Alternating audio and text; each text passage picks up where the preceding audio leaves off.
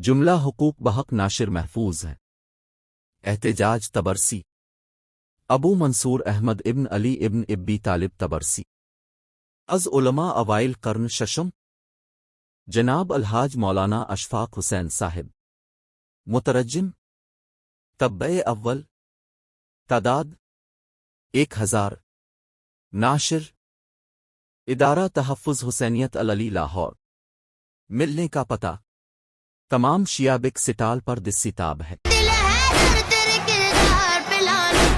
احتجاج طبرسی امیر المومنین علی کی خلافت کا واقعہ جب حضرت علی نے ان کی بے وفائی و بہانہ بازی کا مشاہدہ کیا تو اپنے گھر گئے اور جمع و تالیف قرآن میں مشغول ہو گئے اور اس وقت تک باہر نہ نکلے جب تک قرآن کو جمع نہ کر لیا اور شان نزدل اور تاریخ و منسوخ آیات کو تحریر نہ کر لیا۔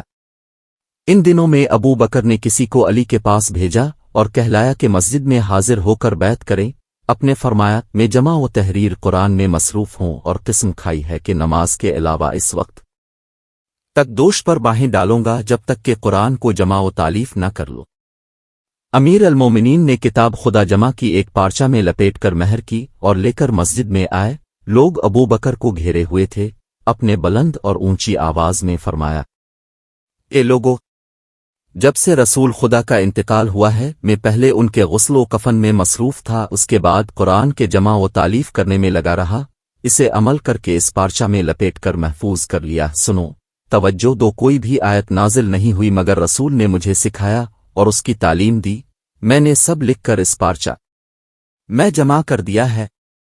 انہوں نے جواب دیا، ہمیں اس کی ضرورت نہیں ہے، اس جیسا ہمارے پاس موجود ہے۔ اب یہ سن کر اپنے گھر واپس آ گئے۔ اس کے بعد عمرو بن خطاب نے ابو بکر سے کہا، ضروری ہے کہ کسی کو علی کے پاس بھیجو تاکہ وہ یہاں آ کر تمہاری بیعت کریں، جب تک وہ آ کر بیعت نہ کر لیں ہماری اس تشکیل خلافت کا اعتبار نہیں اور ہم ان کے اقدام اور ان کی مخالفت سے محفوظ نہیں ہیں۔ ابو بکر نے کسی کو آ حضرت کے پاس بھیجا کہ خلیفہ پیغمبر کی دعوت قبول کر کے اس کے پاس حاضر ہوں۔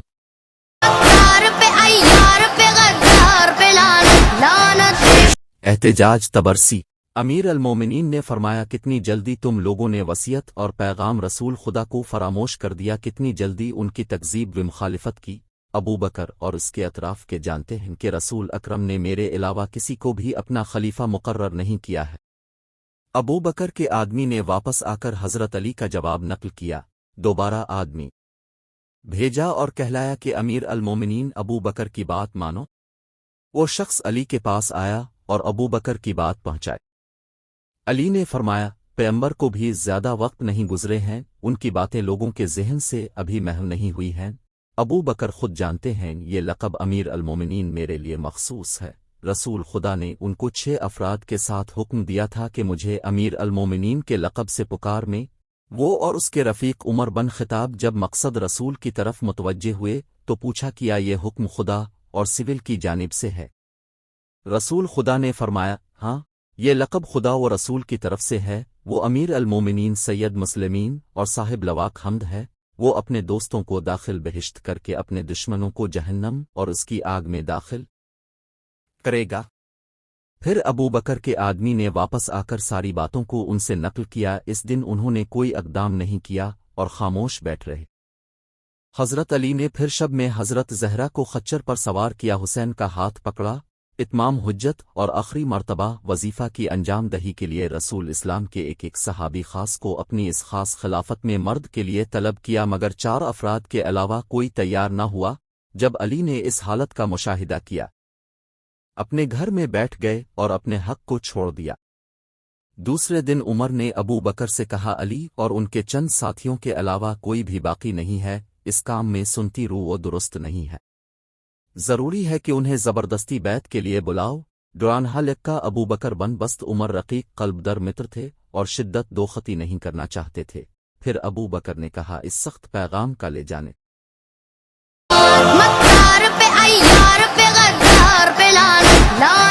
احتجاج طبرسی والا کون ہے؟ عمر نے کہا، قنفذ اس کو نتخب کرو، یہ غلیظ تخت دل بے باک بد خود جفاکار شخص ہے اور قبیلہ بنی تیم سے ہے، اسے کچھ لوگوں کے ہمراہ حضرت علی کے پاس بھیجا ہے۔ किन्फज अपने हमराहियों के साथ जनाब अमीर के घर आया और दुखूल की इजाज़त चाही, लेकिन अपने इजाज़त ना दी। उसके कुछ साथी मस्जिद में वापस आए और हालात से अबू बकर को बाखबर किया। उमर भी उनके साथ बैठे, कुछ दूसरे लोग भी मौजूद थे। उमर ने कहा, वापस जाओ, अगर इजाज़त ना दें तो बेइज़्न दाखिल हो जाओ।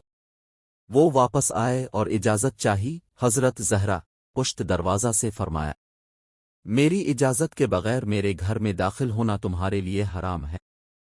फिर कुछ लोग मस्जिद में वापस हुए और कलाम ज़हरा को नकल किया। इस वक्त उमर बहुत गुस्सा हुए और कहा, हमारा क्या होगा अगर हम औरतों से डर जाएं। फिर हुक्म दिया, लकड़ियां जमा करो। कुछ लकड़ियों को उमर ने भी जमा किया और उठाकर हज़रत अली के घर के पास रखा। घर के अंदर हज़रत अली व हज़रत फातिमा और हज़रत हुसनैन अलैहिमुस्सलाम मौजूद थे। उमर ने बाआवाज़ बुलंद कहा, खुदा क़स्म, अगर तुम बाहर नहीं आए और खलीफा रसूल की बैत नहीं की तो तुम्हारे घर को आग लगा दूंगा। जब आप बाहर नहीं आए तो उमर के हुक्म से किन्फज और उसके साथियों ने आग लगा दी और बगैर इजाज़त घर में दाखिल हो गए। जनाब अमीर ने तलवार उठाना चाहिए, उन्होंने रोक दिया। अपने एक तलवार छीन कर दिफा करना चाहा। लोगों ने उनको हर तरफ से घेर लिया और अब से तलवार लेकर आपकी गर्दन में रस्सियामान डाल दी।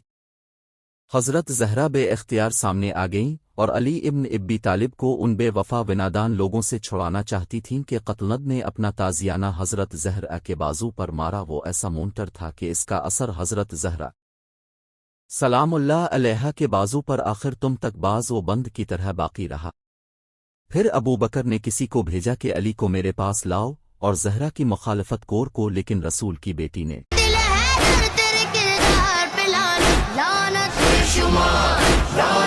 एहतजाज तबरसी हज़रत अली को नहीं छोड़ा और मुजस्समा हकीकत व वफाक अदालत अली इब्न अबी तालिब की तरफदारी दियरी करती रहीं और उनके दामन को हाथ से नहीं छोड़ा।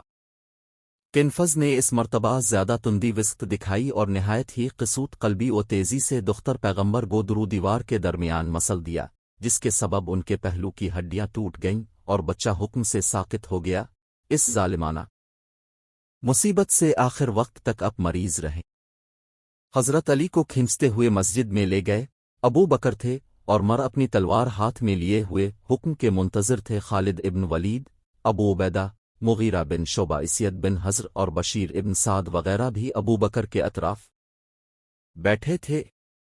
हज़रत अली कह रहे थे, बखुदा इस्म, अगर तलवार मेरे हाथ में होती तो तुम लोग मुझ पर गालिब नहीं हो सकते थे।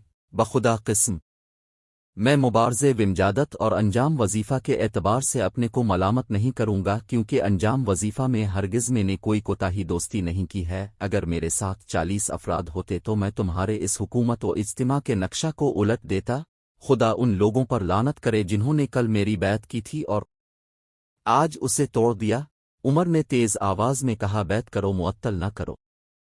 अमीर अल मोमिनीन ने फरमाया, अगर बैत न करूं तो क्या करोगे? उमर ने कहा, इस सूरत में आपको ज़िल्लत व हिकारत के साथ कत्ल कर देंगे। अमीर अल मोमिनीन ने फरमाया, इस वक्त तुम बंद खुदा और बिरादर रसूल खुदा को कत्ल करोगे। अबू बकर ने कहा, हम सब बंदा खुदा हैं, लेकिन बिरादर रसूल होना मालूम नहीं। अमीर अल मोमिनीन ने फरमाया, क्या तुम इनकार कर सकते हो कि पैगंबर ने तुमको एक दूसरे का भाई बनाया और मुझे अपना भाई बनाया? फिर फरमाया, ए मुहाजिरीन वानसार, मैं तुम्हें खुदा की कसम देता हूँ, क्या तुमने सुना नहीं था कि रसूल ने गदीब मैं मेरे बारे में क्या कहा था? क्या तुमने नहीं सुना कि ग़ज़वा तबूक में क्या फरमाया कि तुम मेरे लिए वैसे ही हो जैसे मूसा के लिए हारून थे? यहाँ पर आपने उन्हें वो सब कुछ याद दिलाया जो मजमा आम में आपके बारे में पैगंबर ने फरमाया था। सब लोगों ने कहा, ये बातें दुरुस्त है।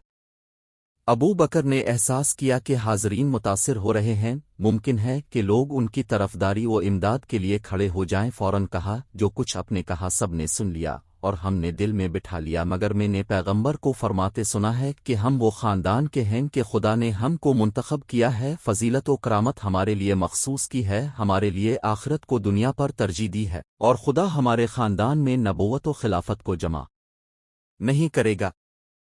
अमीर अल मोमिनीन ने फरमाया, क्या किसी ने ये बात रसूल खुदा से सुनी है? उमर ने कहा, खलीफा रसूल सही कहते हैं, हमने भी सुनी है। ابو عبیدہ و سالم و معاذ ابن جبل نے بھی کہا صحیح ہے، ہم نے ایسا ہی کہتے سنا۔ امیر المومنین نے فرمایا کتنی بڑی بات ہے کہ تم اس عہد و پیمان کا اجرا کر رہے ہو جو تم نے باہم خانہ کعبہ میں کیا تھا کہ رحلت پیغمبر کے بعد نظافت کو ان کے خاندان سے دور کر دیں گے۔ ابو بکر نے کہا اب یہ باتیں کیسے کہہ رہے ہیں؟ امیر المومنین نے فرمایا اے سلمان، اے زبیر، اے مقداد، میں تم کو خدا اور حقیقت اسلام کی قسم دیتا ہوں کہ کیا تم نے رسول خدا سے ایسی باتیں سنی ہیں، اور کیا یہ بھی حضرت کو فرماتے سنا ہے کہ 5 اشخاص بنام فلاں فلاں کے نے ایک عہد نامہ لکھا ہے اور ایک دوسرے سے عہد و پیمان کیا ہے کہ میرے بعد خلافت علی کی مخالفت کے کرے؟ ان 3 افراد نے کہا ہاں ہم اس کی گواہی دیتے ہیں۔ امیر المومنین نے فرمایا میں نے اس دن رسول خدا سے پوچھا تھا میرے ماں باپ اب پر قربان ہوں یا رسول اللہ، ایسی حالت میں میر عصفہ کیا ہے؟ فرمایا اگر یارو مددگار مل جائیں تو اپنے مخالفین سے مقابلہ و جہاد کرنا، ورنہ اپنے خون کی حفاظت کر کے